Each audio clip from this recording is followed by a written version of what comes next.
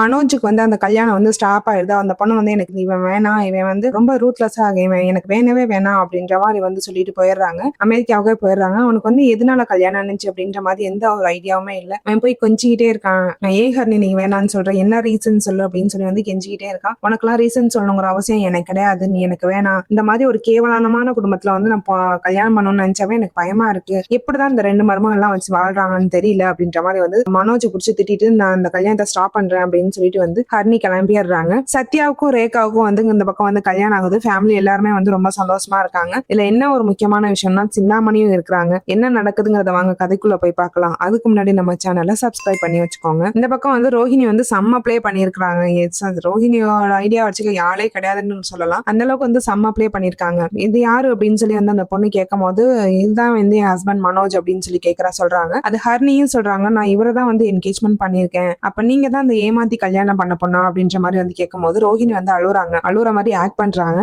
ஏன் மேம் அழுவுறீங்க அப்படின்னு சொல்லி கேட்கும்போது இல்ல நான் வந்து வேணும்னு எல்லாம் ஆக்ட் பண்ணல, அந்த மாதிரிலாம் ஏமாத்தல. எனக்கு மனோஜை பிடிச்சிருந்துச்சு, மனோஜுக்கும் என்ன பிடிச்சிருந்துச்சு. நாங்க 2 பேருமே லவ் பண்ணோம். ஆனா வந்து அவங்க அம்மாவுக்கு வந்து பணக்கார பொண்ணு தான் தேவைப்பட்டாங்க. அதனாலதான் வந்து எனக்கு மனோஜ் மேல நான் வச்சிருந்த லவ்னாலதான் வந்து நான் வந்து பணக்கார பொண்ணுன்னு சொல்லி ஏமாத்தி தான் கல்யாணம் பண்ணேன். நான் வந்து செஞ்சது தப்பு தான், நான் ரைட்லாம் சொல்லல. ஆனா வந்து நான் செஞ்சது எல்லாமே வந்து மனோஜ் மேல இருக்க என் லவ்வுக்காக மட்டும்தான் பண்ணேன் அப்படின்ற மாதிரி வந்து சொல்றாங்க. அதுக்காக மட்டும்தான் உங்களை வெளியே அனுப்புனாங்களா அப்படின்னு சொல்லி ஹரிணி கேக்குறாங்க. இல்ல அதுவும் மட்டும் இல்ல, நான் எனக்கு முன்ன பாஸ்ட்ல ஒரு லைஃப் இருந்துச்சு. என் ஹஸ்பண்ட் வந்து எனக்கு கல்யாணம் பண்ண ஒரு வருஷத்துலயே வந்து என் ஹஸ்பண்ட் இறந்துட்டாங்க. அதுல வந்து குழந்தை இருந்து போச்சு, அதையும் மறைச்சு வந்து நான் கல்யாணம் பண்ணேன் அப்படின்றாங்க. உடனே ஹரிணி வந்துட்டு அப்ப நீங்க செஞ்சது தப்பு தானே அப்படின்னு சொல்லி கேட்கும்போது நான் செஞ்சது தப்பு தான், ஆனா இது எல்லாமே வந்து மனோஜுக்கு தெரியும். நான் மனோஜ் கிட்ட வந்து எல்லா உண்மையும் சொல்லிதான் நான் கல்யாணம் பண்ணேன். நான் வந்து எதையுமே மறைச்சு நான் கல்யாணம் பண்ண கிடையாது. ஆனா அவங்க அம்மாவுக்கு இந்த விஷயம்லாம் தெரிய வரும்போது அப்படியே என்ன வந்து ஒதுக்கி வச்சுட்டாங்க. எனக்கு வந்து இது எதுவுமே தெரியாதுமா, இவன்ட்ட ஏமாத்திட்டமா அப்படின்ற மாதிரி வந்து சொல்லிட்டாங்க. மனோஜுக்கும் வந்து பணக்கார பொண்ணாதான் வந்து அவருக்கும் பிடிக்கும். அவருக்கும் வந்து நல்ல ஸ்டேட்டஸ்ல வாழணுங்கிற ஆசை தான் இருந்துச்சு. என் லவ்வை விட அவனுக்கு வந்து பணம் ரொம்ப முக்கியமா போனுச்சு. என்கிட்ட வந்து சொந்தமா பார்லர்லாம் கூட இருந்துச்சு. அதை எல்லாமே வித்து நான் அவனுக்கு வந்து ஷோரூம் வச்சு கொடுத்தேன். அந்த நன்றி கூட இல்லாம என்னை வந்து அடிச்சு விரட்டிட்டான். அதுவும் இல்லாம இப்ப கொஞ்சம் ரீசெண்டா வந்து உன்னை லவ் பண்றேன் நீ வா அப்படின்னு சொல்லி பேசி ஆசையா பேசி என்ன ஷோரூம்க்கு வர சொல்லி ஆளை வச்சு அடிச்சாங்க அப்படின்ற மாதிரி வந்து எல்லா உண்மையுமே வந்து சொல்றாங்க. அதாவது ரோஹிணிக்கு ஃபேவரா இருக்க உண்மை எல்லாத்தையுமே வந்து சொல்றாங்க. அதை கேட்டுட்டு இவ்வளவு மோசமான ஒரு குடும்பமா அப்படின்ற மாதிரி வந்து சொல்றாங்க. அது மட்டும் இல்ல, அந்த வீட்டுல முத்தூர்னு இருக்கான்ல, அவன் டெய்லி வந்து குடிப்பான். டெய்லி குடிச்சிட்டு ரகலை பண்ணுவாங்க. ஃபேமிலியே வந்து அப்படிதான். அதுக்காக தான் வா மனோஜ் நம்ம தனியா போயிருவோம்னு சொல்லி கூட கூப்பிட்டேன். ஆனா வந்து வர முடியாது, எங்க அம்மா விட்டுட்டு வர முடியாது அப்படின்னு சொல்லிட்டாரு. என்ன விஷயமா இருந்தாலும் அவங்க அம்மாவை கேட்காம பண்ண மாட்டாங்க. எனக்கு ஒரு பூ வாங்கி கொடுக்கணும் அப்படின்னா கூட அவங்க அம்மாட்ட கேட்பாங்க, கேட்டுட்டு தான் பண்ணுவாங்க. என்னன்னு மட்டும் இல்ல, வேற எந்த பொண்ணு வந்தாலும் அவன் லைஃப்ல அப்படிதான், அவங்க அம்மா சொல்றது மட்டும்தான் அவன் லைஃப்ல நடக்கும் அப்படின்ற மாதிரி வந்து சொல்றாங்க. சரிங்க, ஆனா வந்து இந்த மேரேஜ் வந்து டைவர்ஸ் ஆகிடுச்சு இல்ல அப்படின்ற மாதிரி வந்து சொல்றாங்க. இல்லங்க எங்களுக்குன்னா டைவர்ஸ் ஆகல, கேஸ வந்து ஒத்தி வச்சிருக்காங்க. மேபி வந்து எனக்கு சாதகமா முடிவு வரதுக்கு வாய்ப்புகள் நிறைய இருக்கு அப்படின்ற மாதிரி வந்து சொல்றாங்க. எப்படி அப்படி சொல்றீங்க அப்படின்னு சொல்லி கேட்கும்போது என் லவ் வந்து அவங்க ஜட்ஜ் வந்து புரிஞ்சுக்கிட்டாங்க. ஆனா வந்து இவன் வந்து அவங்க அம்மா சொல் பேச்சு கேட்கறதுனாலதான் வந்து இந்த கேஸ வந்து தள்ளி வச்சிருக்காங்க. அவனுக்கு புரியட்டும் அப்படிங்கிறதுக்காக தான் வந்து தள்ளி வச்சிருக்காங்க அப்படின்றாங்க. ஆனா எங்களுக்கு வந்து டைவர்ஸ் ஆகிடுச்சுன்ற மாதிரி சொன்னாங்க அப்படின்ற மாதிரி வந்து ஹரிணி சொல்றாங்க. பாத்தீங்களா இப்பவே வந்து அந்த அவங்க அம்மா வந்து பொய் சொல்ல ஆரம்பிச்சுட்டாங்க. இப்படி பேசி பேசிதான் என்னையும் கல்யாணம் பண்ண வச்சாங்க. பண்ணிட்டு நான் ஏழை பொண்ணுன்னு தெரிஞ்சோடனே வந்து என்ன விரட்டி விட்டுட்டாங்க அப்படின்ற மாதிரி வந்து சொல்றாங்க. இந்த மாதிரி ஒரு ஃபேமிலி வந்து எனக்கு தேவையில்ல. நான் வந்து கல்ச்சரோட இருக்க ஃபேமிலியா தான் நான் எதிர்பார்த்தேன். அவங்க எல்லாரும் வந்து கல்ச்சரா தான் இருக்காங்க. ஆனா இவங்க அம்மாவும் மனோஜும் அப்படி கிடையாது அப்படின்னு நினைச்சிட்டு எனக்கு இனிமே இந்த மனோஜ் தேவையில்ல, நான் போய் என்கேஜ்மெண்ட் பண்ண ரிங்க தூக்கி போட்டுட்டு வரேன் அப்படின்ற மாதிரி வந்து சொல்லிட்டு வராங்க. இந்த பக்கம் வந்து ஹரிணி வந்து அவங்க அம்மா அப்பாட்ட வந்து பேசுறாங்க. இந்த மாதிரி வந்து அவன் ரொம்ப மோசமான பையனா, அவங்க அம்மா சொல்றதுனாலதான் வந்து அந்த பொண்ணை டைவர்ஸ் பண்ணிருக்கான். அதுக்காக வந்து பணத்துக்காக தான் வந்து கல்யாணம் பண்ணியிருந்திருக்காங்க. இந்த மாதிரி ஒரு ஃபேமிலி எனக்கு வேணாம்ப்பா அப்படின்ற மாதிரி வந்து சொல்லிடுறாங்க. உடனே வந்து ஹரிணி வந்து ஸ்ட்ரெயிட்டா ஸ்வேதாவை ஃபோன் பண்ணி ஸ்வேதா வந்து ஃபோன் எடுத்து என்னாச்சு ஹரிணி அப்படின்னு சொல்லி கேட்கும்போது என்ன அவனோட உண்மையான ஃப்ரெண்டு தானடி, நான் ஏண்டி என் இந்த மாதிரி ஒரு ஃபேமிலியில வந்து என்ன கோத்தணும்னு நினைச்சேன் அப்படின்னு சொல்லி கேட்கறாங்க. அதை கேட்டுட்டு ஸ்வேதா வந்துட்டு என்னாச்சு அப்படின்னு சொல்லி கேட்கும்போது இன்னும் டைவர்ஸே ஆகல, அவன் வந்து என்கிட்ட போய் சொல்லியிருக்கான், டைவர்ஸ் ஆச்சுன்னு சொல்லியிருக்கான். அது மட்டும் இல்ல, அந்த பொண்ணு கல்யாணம் பண்ணி அந்த ரோஹிணி இருக்காள், அவ வந்து நிறைய சாக்ரிஃபைஸ் பண்ணிருக்காங்க. மனோஜும் அவங்க அம்மா வந்து இந்த மாதிரி ரூடா நடந்திருக்காங்க. எனக்கு இந்த கல்யாணம் வேணாம், இதை ஸ்டாப் பண்ணிட சொல்லு, நான் உனக்கு வந்து என்கேஜ்மெண்ட் ரிங்க வந்து அனுப்பிவிட்டுருக்கேன், கொரியர்ல அனுப்பிவிட்டுருக்கேன் அப்படின்ற மாதிரி சொல்றாங்க. உடனே ஸ்வேதா வந்துட்டு இல்ல அந்த ஃபேமிலி எல்லாருமே நல்லவங்க, அவங்க அம்மாவும் மனோஜ் கொஞ்சம் இந்த மாதிரிதான், நான் ஒத்துக்கிறேன், நானும் வந்து எல்லா உண்மையும் சொல்லல அப்படின்றாங்க. நீ வந்து உன்னோட சைட்ல இருக்க என்ன உண்மையோ அது மட்டும் தான் நான் சொன்னேன். ரோஹிணி சைடு இருக்க சப்போர்ட்டை வந்து நீங்க சொல்லல. ரோஹிணியை நான் பார்த்தேன், ரோஹிணி வந்து இது மாதிரி எல்லா விஷயத்தையும் என்கிட்ட சொன்னாங்க. இப்படி ஒரு பொண்ணு பொண்ணை வந்து இவ்வளவு கஷ்டப்படுத்தின ஒருத்தன் எனக்கு வேணாம் அப்படின்ற மாதிரி வந்து சொல்லிட்டு வந்து கிளம்பிடுறாங்க. உடனே ஸ்வேதா வந்துட்டு சரி எங்க இருந்து பேசுறேன், நான் வந்து நேர்ல வந்து பேசுறேன் அப்படின்னு சொல்லும் போது, இல்ல நாங்க வந்து அமெரிக்கா கிளம்பிட்டோம், நான் ஏர்போர்ட்ல இருந்து தான் பேசுறேன், நான் வந்து ஃபிளைட் ஏற போறேன், நான் வச்சிடறேன் அப்படின்னு சொல்லிட்டு வச்சுட்டு கிளம்பிடுறாங்க. இந்த பக்கம் ஸ்வேதா வந்து ரிங் எடுத்துக்கிட்டு வீட்டுக்கு வராங்க. வீட்டுக்கு வந்து மனோஜ் கிட்ட வந்து திட்டுறாங்க, அவங்களுக்கு எல்லாம் வந்து கொஞ்சமா கூட அறிவுங்கிறதே இல்லையா அப்படின்ற மாதிரி வந்து கேக்குறாங்க. உடனே வந்துட்டு விஜயா வந்து கேக்குறாங்க, ஏன் ஸ்வேதா என்னாச்சுமா அப்படின்னு சொல்லி கேட்கும்போது, ஏன் ஆன்ட்டி உங்களுக்கு வந்து டைவர்ஸ் ஆனதுக்கு அப்புறம் தான் கல்யாணம் நான் சொல்லியிருந்தேன்ல, அங்கிள் பெரியப்பா எல்லாமே வந்து அதை தானே பெரியமா சொல்லியிருந்தாங்க, நீங்க பாட்டுக்கு டைவர்ஸ் ஆகல, டைவர்ஸ் கேஸ் வந்து 6 மாசம் தள்ளி போயிருக்கு, அது எதுவுமே வந்து எங்கள்கிட்ட யார்ட்டையும் சொல்லாம நீங்க பாட்டுக்கு என்கேஜ்மெண்ட் முடிவு பண்ணிருக்கீங்க, மேரேஜ் டேட் ஃபிக்ஸ் பண்ணிருக்கீங்க, இதெல்லாம் நல்லவாச்சு பெரியமா இருக்கு அப்படின்ற மாதிரி வந்து சொல்றாங்க. அதை கேட்டுட்டு மனோஜும் விஜயாவும் வந்து ரொம்ப ஷாக் ஆகுறாங்க. மத்த ஃபேமிலில இருக்கிறவங்க வந்து என்னம்மா சொல்ற அப்படின்னு சொல்லி கேட்கும்போது, ஆமா பெரியப்பா, பெரியமா வந்து நம்மளை ஏமாத்தி இருக்காங்க, பொய் சொல்லியிருக்காங்க, அவங்களுக்கு வந்து டைவர்ஸ் வந்து அது கொடுக்கவே இல்ல, அவரு ஜட்ஜே வந்து ரொம்ப குழம்பி போயிட்டாராம் இவங்க பேசினதுல, அதனால வந்து 6 மாசத்துக்கு வந்து கேஸ் தள்ளி வச்சிருக்காங்க, 6 மாசம் கழிச்சுதான் வந்து இதுக்கு தானே தீர்ப்பு தருவேன்னு சொல்லியிருக்காங்க, அதை எல்லாத்தையுமே வந்து மறைச்சிருக்காங்க. ஆனா ஹர்னிக்கு அப்படியே இது இந்த உண்மை எல்லாமே தெரிஞ்சிருக்கு, அது மட்டும் இல்லாம மனோஜுக்கு வந்து கடை வச்சு கொடுத்ததுல இருந்து எல்லா உண்மையும் வந்து அவங்களுக்கு எப்படியோ தெரிஞ்சிருக்கு, அதனால வந்து இந்த என்கேஜ்மெண்ட் அவங்க கேன்சல் பண்ணிட்டு இந்த மேரேஜ் கேன்சல் பண்ணிட்டு அவங்க அமெரிக்காவுக்கு கிளம்பி போயிட்டாங்க, இந்தாங்க ரிங் அப்படின்னு சொல்லிட்டு வந்து மனோஜ் கையில ரிங்க கொடுக்குறாங்க. அதை பார்த்துட்டு மனோஜ் வந்து எப்படி இது வந்து பாசிபிள், நான் வந்து ரொம்ப நல்லா தானே நடந்துட்டு இருந்தேன், நான் அவளை வந்து ரொம்ப கேரா தானே பார்த்துட்டு இருந்தேன் அப்படின்ற மாதிரி வந்து சொல்றாங்க. கேரா இருக்கிற மாதிரி நடிச்சியான்னு யாருக்கு தெரியும் அப்படின்ற மாதிரி வந்து முத்து வந்து திட்டுறாங்க. உடனே வந்துட்டு விஜயா வந்துட்டு சரி சரி ஸ்வேதா, வேற எதுவும் பொண்ணு கிடைக்குமா அப்படின்ற மாதிரி வந்து கேட்கும்போது உடனே அண்ணாமலை திட்டாரு, எத்தனை டைம் பட்டாலும் புத்திங்கிறதே வராது இல்ல, நான் உன்கிட்ட இருந்து ஆரம்பத்துல இருந்தே சொல்லிட்டு இருக்கேன், டைவர்ஸ் கிடைச்சதுக்கு அப்புறம் தான் கல்யாணம்னு, நான் உன்னை நம்பினேன், ஆனா நீ என்னைய ஏமாத்திருக்கல அப்படின்ற மாதிரி வந்து திட்டுறாங்க.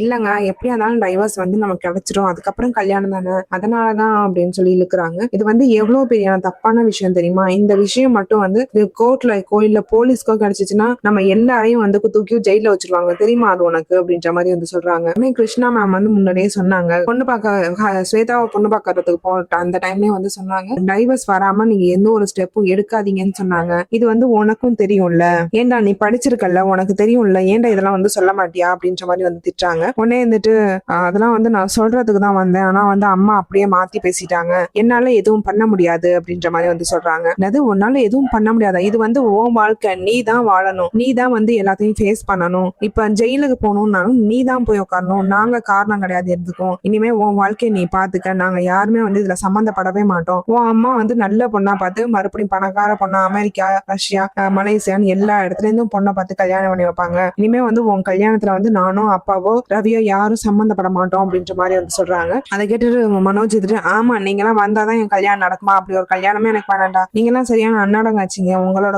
தயவு தான் வந்து என் கல்யாணத்துக்கு வேணும்னா எனக்கு அந்த கல்யாணமே வேணாம், நானே வந்து எனக்கான பொண்ணை பாத்துக்கிறேன், நானே எனக்கான கல்யாணத்தை நான் பண்ணிக்கிறேன் அப்படின்ற மாதிரி வந்து மனோஜ் வந்து திமிரா தான் பேசிட்டு இருக்காரு.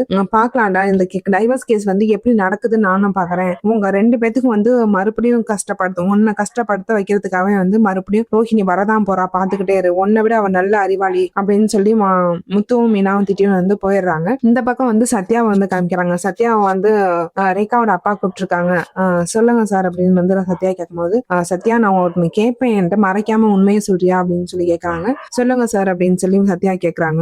ஒன்னும் இல்ல சத்யா, உனக்கும் என் பொண்ணுக்கும் என்ன ரிலேஷன் இருக்கு அப்படின்னு சொல்லி கேட்கும்போது சத்யா வந்து அவன் அமைதியாவே இருக்காங்க. சொல்லு சத்யா, நீ வந்து நல்ல பையன் எனக்கு தெரியும், நீ எது சொன்னாலும் நான் வந்து கேட்கறேன், ஆனா எனக்கு உண்மையை மட்டும் சொல்லு அப்படின்ற மாதிரி வந்து சொல்லும் போது, சார் உண்மைதான், எனக்கு நானும் ரேகாவும் வந்து லவ் பண்றோம், முதல்ல ரேகா எனக்கு ப்ரப்போஸ் பண்ணாங்க, எனக்கு ஒரு மாதிரி கஷ்டமா இருந்துச்சு, ஆனா வந்து நீங்க இந்த மாதிரி அந்தஸ்தெல்லாம் பார்க்க மாட்டீங்கன்னு நான் நினைச்சேன், அதனாலதான் வந்து நான் அக்செப்ட் பண்ணேன், எனக்கும் வந்து ரேகாவை ரொம்ப பிடிச்சிருக்கு, எனக்கு நம்புங்க சார், நான் வந்து உங்களை விட வந்து என்னால வந்து ரேகாவை நல்லா பாத்துக்க முடியுமான்னு தெரியல, ஆனா என்னால முடிஞ்ச அளவுக்கு அவளை சந்தோஷமா வச்சுப்பேன் அப்படின்ற மாதிரி வந்து சொல்றாங்க. எங்க வீடு சின்னதுதான், ஆனா வந்து சந்தோஷம் எப்போதுமே இருக்கும், என் அம்மா கூட வந்து எப்போதுமே ஹாப்பியா இருக்கலாம் அப்படின்ற மாதிரி வந்து சொல்றாங்க. அதை கேட்டுட்டு அவங்க அப்பா வந்துட்டு, எனக்கு சந்தோஷம் தான் சத்யா, உனக்கு ஒன்ன மாதிரி ஒரு பையனுக்கு வந்து என் பொண்ணை கொடுக்கறதுல எனக்கு எந்த சக்கந்துமே கிடையாது, ஆனா உன்னாலதான் வந்து உங்க அப்பா இறந்தாருன்னு சொல்லி கேள்விப்பட்டேன் அப்படின்ற மாதிரி வந்து சொல்றாங்க. ஆமா சார், நான் வந்து ஒரு ஏஜ் வரைக்குமே வந்து பொறுப்பு இல்லாத ஒரு பையனா தான் சுத்திட்டு இருந்தேன், நான் எப்ப ரேகா மாதிரி ஒரு பொண்ணு வந்து இவ்வளவு போல்டான ஒரு பொண்ணை பார்த்தேனோ அப்பவே வந்து நான் மாறிட்டேன் சார், எனக்கு வந்து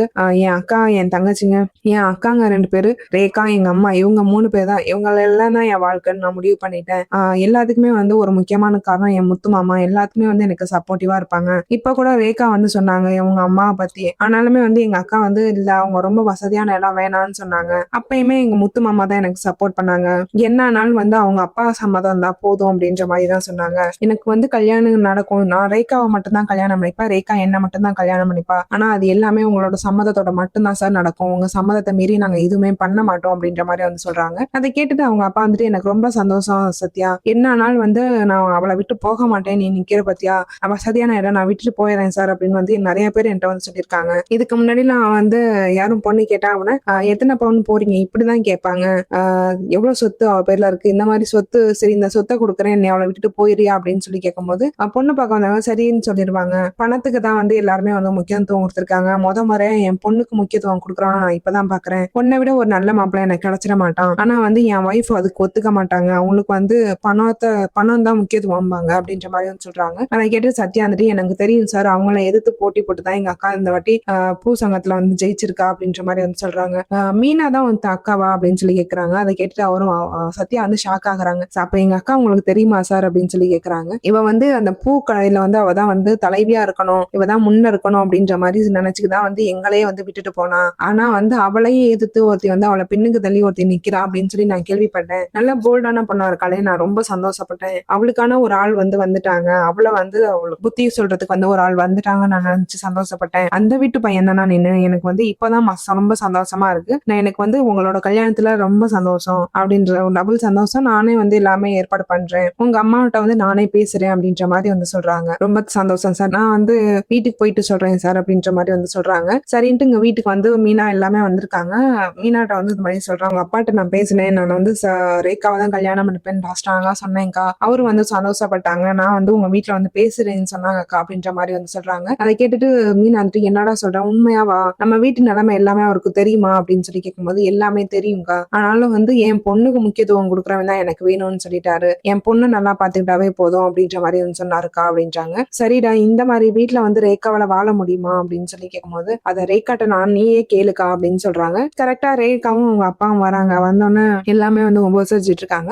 முத்து வந்து சொல்றாங்க, சார் உங்க மனசுக்காக தான் சார் நீங்க இந்த லெவல்ல இருக்கீங்க அப்படின்ற மாதிரி வந்து சொல்றாங்க. உடனே உங்க அப்பா வந்துட்டு அப்படிலாம் முள்ள முத்து, என்னோட உழைப்பும் ஒரு காரணம், என் மனசும் ஒரு காரணம் அப்படின்ற மாதிரி வந்து எல்லாம் பேசிட்டு இருக்காங்க. சார் இந்த கல்யாணத்துல அப்படின்னு சொல்லி இருக்கும்போது எனக்கு முழு சம்மதம்ப்பா. என் பொண்ணு பாத்துக்கிற ஒரு பையன் வந்து சத்யாவா இருந்தா அது எனக்கு சந்தோஷம் தான். நான் வந்து முழு சம்மதம் இந்த கல்யாணத்துல அப்படின்ற மாதிரி வந்து சொல்லிடுறாங்க. உடனே மீனா வந்துட்டு இல்ல சார், ஆனா சிந்தாமணி மேம் வந்து அப்படி இருக்க மாட்டாங்களே அப்படின்னு சொல்லி கேட்கும்போது அவ வந்து என் பொண்ணும் நானும் வேணாம் அப்படின்னு சொல்லிட்டு போனவதாமா. இதுக்காக வந்து அவ பொண்ணு விஷயத்துல வந்து அவ தலையிட மாட்டா அப்படின்னு நான் சொல்ல கிடையாது. ஆனா வந்து அவ சம்மதம் வந்து இந்த கல்யாணத்துல தேவையில்லை அப்படின்ற மாதிரி வந்து சொல்லிடுறாங்க.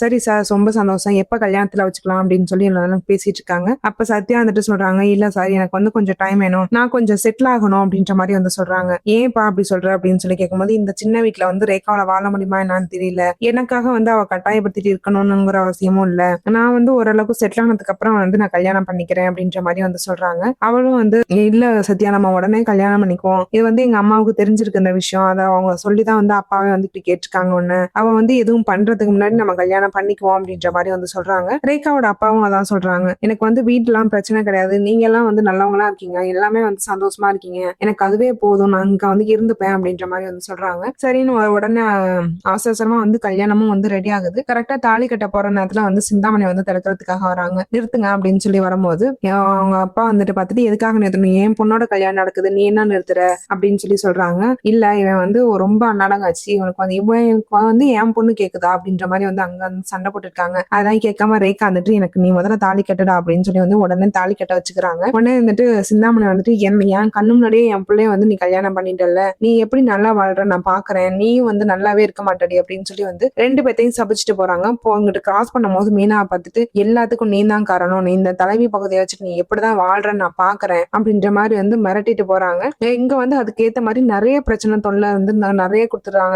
ரவுடி பசங்களை வச்சு பூக்கடையா அடிச்சு நொறுக்கிறது, இந்த மாதிரி வந்து ஏகப்பட்ட வேலை செஞ்சுட்டே இருக்காங்க. எல்லாரும் வந்து கம்ப்ளைண்ட் மேல கம்ப்ளைண்ட் பண்ணிக்கிட்டே இருக்காங்க மீனா கிட்ட. மீனாவால வந்து ஒரு விஷயம் ஒரு ப்ராப்ளத்தை சரி பண்றதுக்கு உடனே அடுத்த பிரச்சனை வந்தது. அவரால் வந்து ரொம்ப மேனேஜ் பண்ண முடியாத அளவுக்கு ஓவரான ப்ராப்ளம் வந்து கொடுத்துக்கிட்டே இருக்கிறாங்க. கரெக்டா முத்து அந்த டைம் வந்தோம்னா என்னாச்சு மீனா, ஏன் இவ்வளவு டென்ஷனா இருக்க, ஏன் இப்படி பதட்டமா இருக்க அப்படின்னு சொல்லி கேட்கும்போது என்னங்க பண்றது, ஒண்ணு மேல ஒண்ணு பிரச்சனை கொடுத்துக்கிட்டே இருக்கு இந்த சிந்தாமணி. ஒரு ஏரியா பிரச்சனை சரியா பண்ணா அடுத்த ஏரியாவுக்கு உடனே அடியாள் வந்துடுறாங்க, இந்த மாதிரி சொல்லிக்கிட்டே இருக்காங்க. உடனே வந்துட்டு முத்து வந்துட்டு எனக்கு ஒரு ஐடியா இருக்கு, நான் அது மாதிரி பண்ணுவோமா அப்படின்ற மாதிரி சொல்றாங்க. என்ன ஐடியா பண்ணி எல்லா மக்களையும் காப்பாத்துறாங்கன்னு அடுத்தடுத்த எபிசோட்ல பார்க்கலாம். அதுக்கு நம்ம சேனலை சப்ஸ்கிரைப் பண்ணி வச்சுக்கோங்க. நன்றி.